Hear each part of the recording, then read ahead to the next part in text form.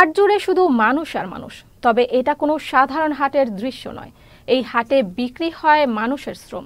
নাটোরের গুরুদাসপুর উপজেলার নয়াবাজার বিশ্ব রোড মোড় এলাকায় গড়ে উঠেছে এমন এক বিশাল শ্রমিকের ভ্রাম্যমাণ হাট।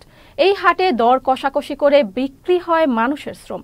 আমাদের নাটোরের গুরুদাসপুর প্রতিনিধি সোহেল রানার তথ্য চিত্রে দেখুন ডেস্ক রিপোর্ট। কাকডাকা ভোর, ঘন কুয়াশায় বাস ট্রাকগুলো মহাসড়কে চলছে বাতি জ্বালিয়ে। সবার শরীর চাদর মোড়ানো, চারিদিকে কুয়াশা। হাতে হাতে রয়েছে কাজ করার উপকরণ। এসব সরঞ্জামাদি নিয়ে দিনমজুর শ্রমিকরা নিজেদের হাটে তুলেছেন শ্রম বিক্রির জন্য।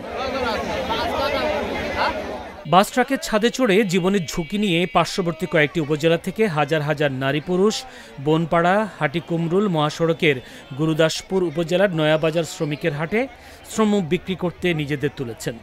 হাটে আসা পুরুষ শ্রমিকরা জানান, কোনোদিন কাজ জোটে, কোনোদিন জোটে না। যেদিন কাজ পাওয়া যায় না, সেদিন পরিবার পরিজন নিয়ে তাদের কষ্টে দিন কাটে। অনেকদিন কাজ হয়, অনেকদিন হয় না, আমরা খুব কষ্টে আছি। কাজে আসা নারী শ্রমিকরা জানান, তাদের শ্রমের দাম খুবই কম। অন্যদিকে বাজারে পণ্যমূল্যের দাম অসহনীয়, তাই কখনো কখনো খেয়ে না খেয়ে তাদের দিন কাটে।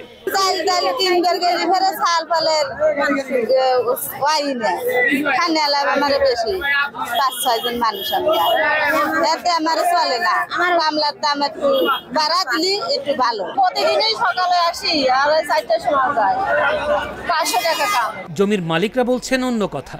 তারা বলছেন, দিন দিন শ্রমিকের দাম বেড়ে যাচ্ছে।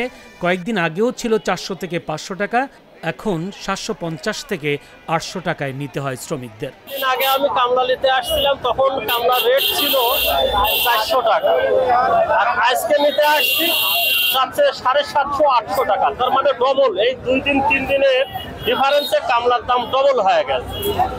এবং 1 বিঘা ধান কাটতে চাচ্ছে 3000 টাকা, খালি কাটি শুধু ওখানে দিয়ে দিবে। দীর্ঘদিন যাবৎ নয়াবাজারের হাট থেকে কৃষকরা কৃষি মৌসুমে সহজেই শ্রমিক সংগ্রহ করতে পারছেন।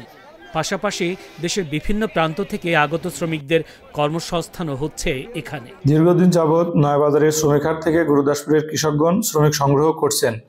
এতে গুরুদাসপুরের কৃষকগণ কৃষি মৌসুমে সহজেই শ্রমিক সংগ্রহ করতে পারছেন। পাশাপাশি দেশের বিভিন্ন প্রান্ত থেকে আগত শ্রমিকদের কর্মসংস্থান হচ্ছে এবং গুরুদাসপুরের কৃষকগণও সাশ্রয়ী খরচে তাদের কৃষিকাজ সম্পন্ন করতে পারছেন।